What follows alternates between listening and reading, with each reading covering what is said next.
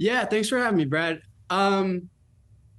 What do I think about Jeffrey Epstein's banker being concerned that a distributed, decentralized, open public money could potentially be used for bad things, sitting on a ski resort in Davos? I don't really care. I don't know why anyone cares, right? I mean, that guy knows when money's used for bad things. It's a weird opinion of his. And my pet rock was up, as you said, 160% last year. It performed well against the dollar. So I don't know. I don't really care what that guy has to say about Bitcoin. I don't know why anybody does. When you think about Bitcoin and transactions that we're seeing, and a lot of the focus, at least coming into last year too, was not just what the ETF approvals would look like, but what also the utilization from here would look like moving out of the crypto winter. What type of utilization are you seeing? I mean, first of all, Bitcoin's this open public digital infrastructure for the world. So you see utilization all over planet Earth for all sorts of different things, right? Anyone can do whatever they want with it, which is part of the beauty and part of the attraction. I personally think that the killer use case we'll see over the next few years is the fact that all 8 billion human beings on the planet face fiat debasement. That means that their government's local currency loses value persistently. And global debt to GDP is what, 360% right now? So, I mean, everyone has to own something else. And I think the killer use case over the next few years is going to be owning something that they can't make any more of. And so that's why I think Wall Street's attracted to it. That's why I think you've seen a price run up, is because, I mean, even gold being bullish in the face of a hawkish Fed, the world is concerned with the treasury and the bond market. The world is concerned with the debt that governments have accrued without any growth. And they found this thing that's free to hold, that's scarce, that you can put in your brain. And it's just the killer app. It's the best expression of fiat debasement that literally everyone on the planet has to face. So that to me is the killer app. And then, people make payments with it. People do all sorts of stuff with it because there's no central governing party to tell them not to, which is beautiful. It's pure humanity.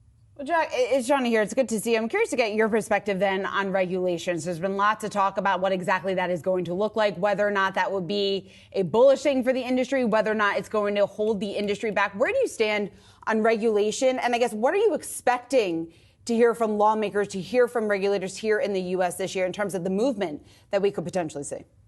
Yeah, so to be clear, me personally and my company, we are a Bitcoin company. I'm a Bitcoiner. I think crypto is a load of garbage. I think it's generally a distraction to what this technology and this movement represents and is here to change.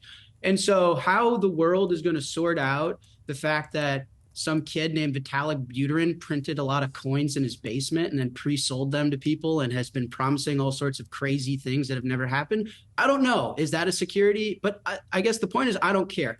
Everyone knows that Bitcoin has regulatory clarity, that Bitcoin is now officially on Wall Street, that Bitcoin is distributed, it works, its monetary policy has never changed. And that's why I'm here.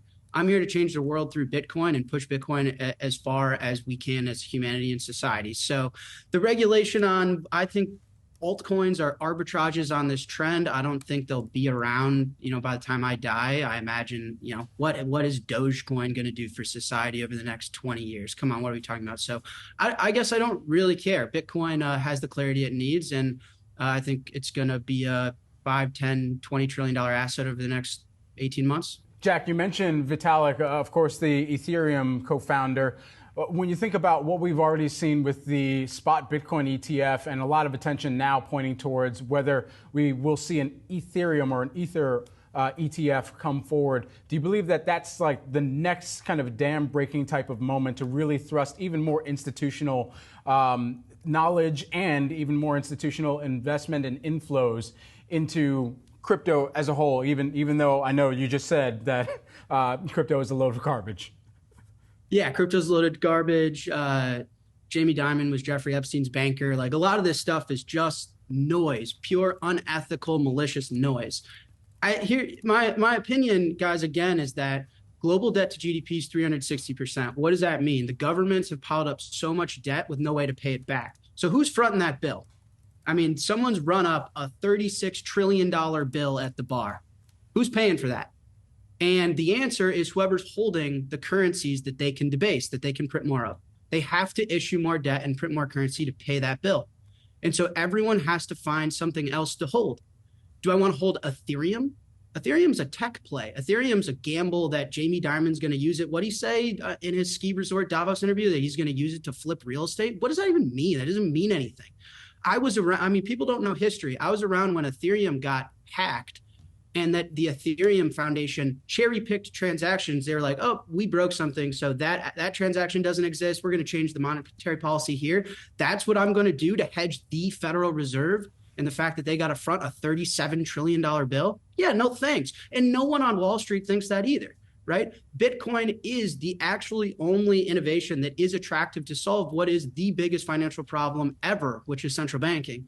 So Ethereum is a tech play. And if Ethereum turns into the new Tesla, like a stock, like an equity, great, sure. People are going to get stimulus checks and they're going to go punt Ethereum and bet that Vitalik is the new Elon Musk. But it's not a new world reserve currency that everyone can use to escape the fact that we're all going to get debased, because over the last 100 years, governments accrued so much debt that we're in serious trouble. I mean, the last thing I'll say, guys, the bond market has never been this bad.